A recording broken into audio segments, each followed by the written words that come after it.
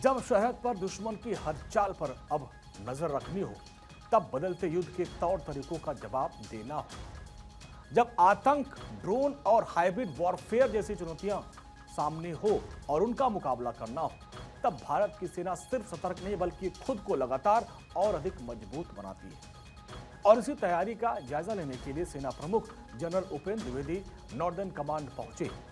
सरहद पर भारतीय सेना की तैयारियों को और पुख्ता करने के लिए खुद सेना प्रमुख general Upendra Dwivedi action mode में हैं। जम्मू कश्मीर के उधमपुर में सेना प्रमुख जनरल उपेंद्र द्विवेदी ने नॉर्दर्न कमांड की ऑपरेशनल तैयारियों की व्यापक समीक्षा की, आकलन किया।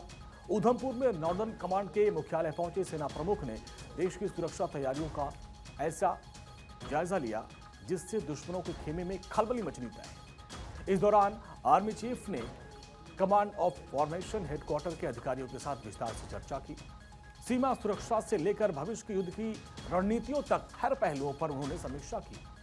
सेना प्रमुख को मल्टी डोमेन ऑपरेशन, तकनीकी इंफ्रास्ट्रक्चर और इंटीग्रेटेड कॉम्बैट रेडीनेस के बारे में विस्तार से जानकारी दी गई। यानी अब युद्ध सिर्फ जमीन पर नहीं बल्कि तकनीक, साइबर, ड्रोन और रियल टाइम इंटेलिजेंस के मोर्चे पर भी लड़ा जाएगा। जनरल द्विवेदी ने साफ संदेश दिया कि बदलते सुरक्षा माहौल में नई तकनीकी और इनोवेशन ही सबसे बड़ी ताकत बनने वाली है और इसलिए भारतीय सेना लगातार खुद को आधुनिक और सक्षम बना रही है। सेना प्रमुख ने हर मोर्चे पर मुस्तैद जवानों की अटूट प्रतिबद्धता की जमकर सराहना की, तारीफ की। उन्होंने कहा कि हमारे जवानों की ऑपरेशनल उत्कृष्टता और कॉम्बैट रेडीनेस का जो स्तर है वो देश की सुरक्षा की सबसे मजबूत दीवार है और उन्होंने अपने जवानों की जमकर तारीफ की।